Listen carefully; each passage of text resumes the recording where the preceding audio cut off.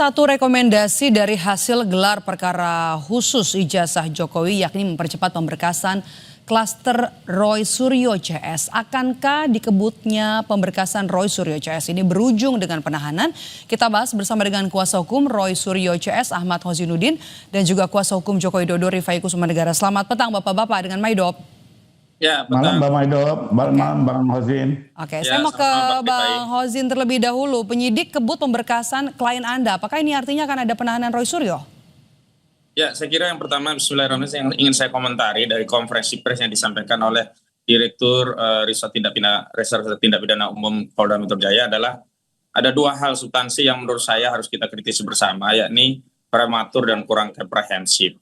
Prematurnya adalah rekomendasi itu belum bisa untuk dikeluarkan dan langsung disampaikan pada publik. Justru yang butuh rekomendasi itu adalah pihak-pihak pendumas yang sebelumnya mengajukan permohonan gelar perkara sebagaimana diatur di pasal 33 Perkapolri nomor 6 tahun 2019. Sampai hari ini kami belum menerima apa yang kemudian menjadi kesimpulan atau rekomendasi dari bagian pengawas penyidikan Polda Metro Jaya. Karena ini memang gawainya bukan gawe direkturnya tetapi gawe bagian pengawas yang kemudian bisa memberikan rekomendasi untuk melanjutkan atau menghentikan kasus.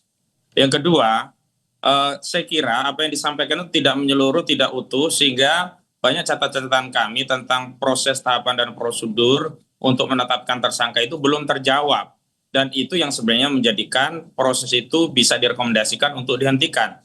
Di antaranya ada 1 dari 8 tersangka dalam penetapan tersangka belum pernah diperiksa sebagai calon tersangka. Padahal sudah ada ketegasan dari putusan Mahkamah Konstitusi nomor 21/PUU/Romawi 13/2014 itu menegaskan bahwa yang dimaksud dengan bukti permulaan dalam penyidikan yang kemudian disimpulkan sebagai 2 alat bukti yang lengkap itu adalah 2 alat bukti yang sudah dikonfirmasi melalui pemeriksaan calon tersangka. Dan dalam konteks calon tersangka ini ada 1 yang belum diperiksa sehingga cacat prosedur dalam penetapan tersangka. Terlepas ini baru 1, tetapi ini menjadi 1 paket kesatuan penyidikan karena pengumumannya juga 1 kesatuan. Dan selanjutnya yang menurut saya menarik adalah ada koreksi dari Direktur Tindak Pidana Polda Metro Jaya Kriminal Umum bahwa kali ini dia tidak menyebutkan bahwa ijazah saudara Joko Widodo sebagai ijazah sah atau asli, tetapi dia hanya menyatakan menurut keterangan UGM adalah ijazah yang sah. Itu benar. Karena apa? Karena memang penyidik tidak bisa menyimpulkan berdasarkan penyidikan apa yang kemudian menjadi pokok perkara ini yang sedang diperdebatkan. Saat ini sebenarnya status quo-nya kan baru pemeriksaan bukti-bukti, belum menyimpulkan bukti, dan penyimpulan bukti itu nanti di persidangan. Saya kira itu yang bisa saya tanggapi. Tanggapannya Bung Rifai? Ya, justru kalau kami melihat sebaliknya ya, teman-teman penyidik sudah melakukan penyidikan secara komprehensif, hati-hati, profesional, mendengar kedua belah pihak secara berimbang. Bahkan kemarin pun juga masih dibuka gelar perkara khusus untuk mendengar lagi beberapa keluhan, dan semua ternyata sudah dikaji dan dijawab dalam konferensi pers. Dan satu hal lagi, justru di terakhir-terakhir ini kami melihat malah terjadi ada upaya penundaan gitu ya, perlambatan yang dilakukan oleh para tersangka, di mana salah satu kekecewaan kami adalah pada saat pemeriksaan tersangka berjanji akan mengajukan saksi dan ahli. Setelah lebih dari sebulan tak kunjung juga diajukan, bahkan malah meminta gelar perkara khusus. Sehingga buat saya ini justru ada upaya menunda-nunda, memperlambat gitu ya, sehingga memang sebaiknya adalah berikan kesempatan terakhir untuk upaya mengulur ya, oke. Betul, terlihat sekali karena sejak pemeriksaan tersangka sebulan kemudian tidak ada satupun saksi dan ahli yang diperiksa gitu ya. Saya ngerti persoalannya di penyidik atau di ahlinya itu sendiri ya. Tapi bagaimanapun waktu terus berjalan, ini sudah mau berganti tahun, mau kapan lagi dijalankan, sehingga kemarin pun saya minta ini semua sudah cukup clear, Ombudsman juga sudah melihat, Wasidik termasuk juga Mabes juga sudah melihat bahwa ini sudah oke, tinggal lanjut ke persidangan. Dan satu hal yang cukup menarik, yang dilempar kemarin digelar juga sebenarnya sesuatu yang tidak berkaitan, contohnya membahas perkara di Mabes, membahas perkara ada laporan yang tidak masuk, jadi tidak ada hal yang substansial. Dan menurut saya, apalagi sudah kemarin ijazah dibuka yang dicatat adalah upaya untuk mengulur-ngulur waktu ya. Saya mau ke Bung Hozin. 2 permohonan kubu Anda kan sudah dipenuhi penyidik. Yang pertama adalah soal gelar perkara khusus, kemudian kedua diminta untuk memperlihatkan ijazah asli. Tapi kenapa kubu Anda masih ribut, malah sekarang bergeser lagi ke soal pas foto? Banyak yang menilai ini adalah upaya untuk bisa mengulur-ngulur waktu. Jangan dijawab dulu, tetap bersama kami akan kembali usai jeda.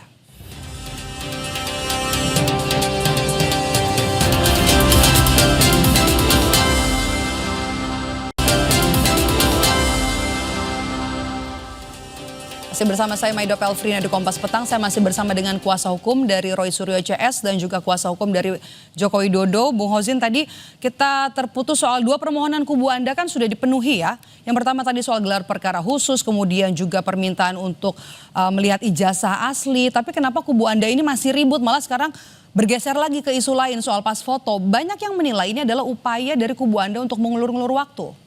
Saya kira itu tuduhan yang keliru. Justru kalau kita bicara mengulur-ngulur waktu, tuduhan itu layak untuk dialamatkan kepada penyidik Polda Metro Jaya.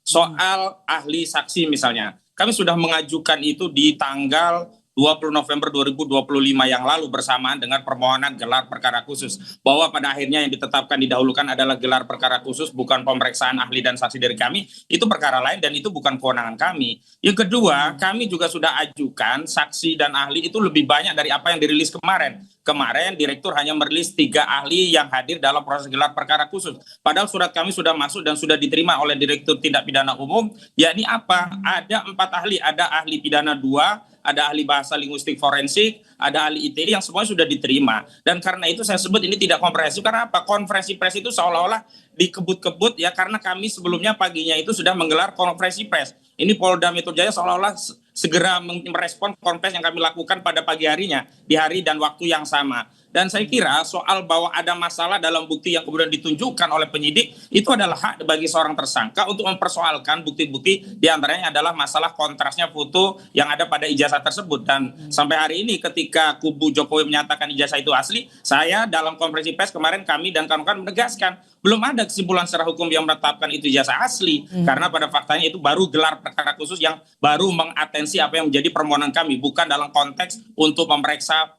berkas dan dokumen. Dan kami tegaskan ya 700 dokumen itu bukan dokumen untuk membuktikan bahwa itu nilai akademik Jokowi sah. Enggak, itu 700 dokumen keseluruhan bukti yang disita yang tidak saja berkaitan dengan saudara Joko Widodo. Karena itu ada statement-statement yang menurut saya bias, yang itu seolah-olah menjadikan publik boleh yakin terhadap kehasilan absah atau ijazah dari Jokowi itu tidak bermasalah begitu. Bung Refai, tanggapan Anda?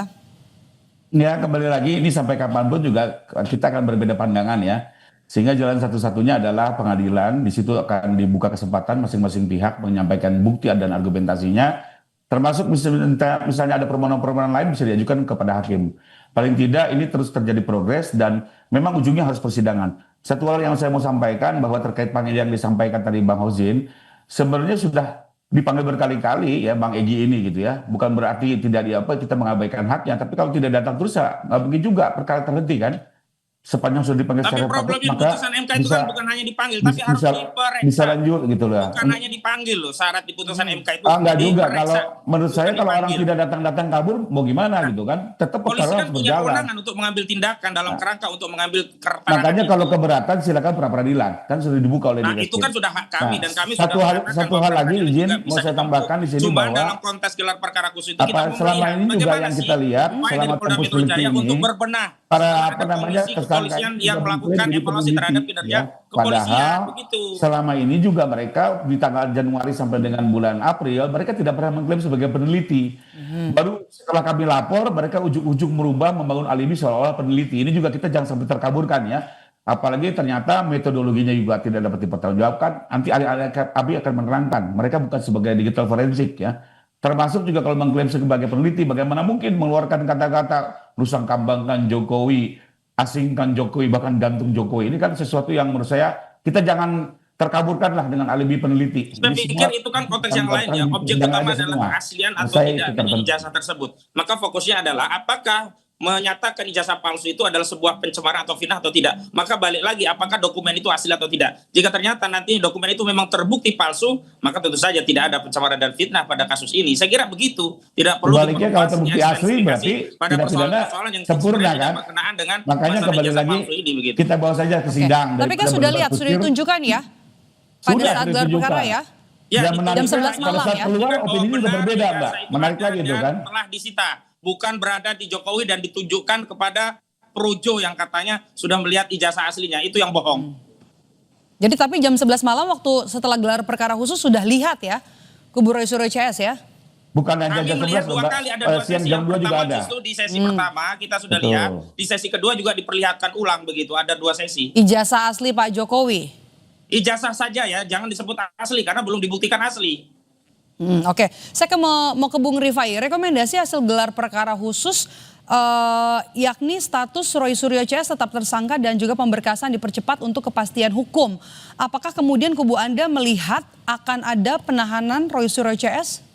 Nah, kalau untuk penahanan itu bukan kepentingan kami, karena menurut undang-undang penahanan itu adalah hak penyidik untuk kepentingan penyidik. Kami kembalikan kepada kebutuhan mereka.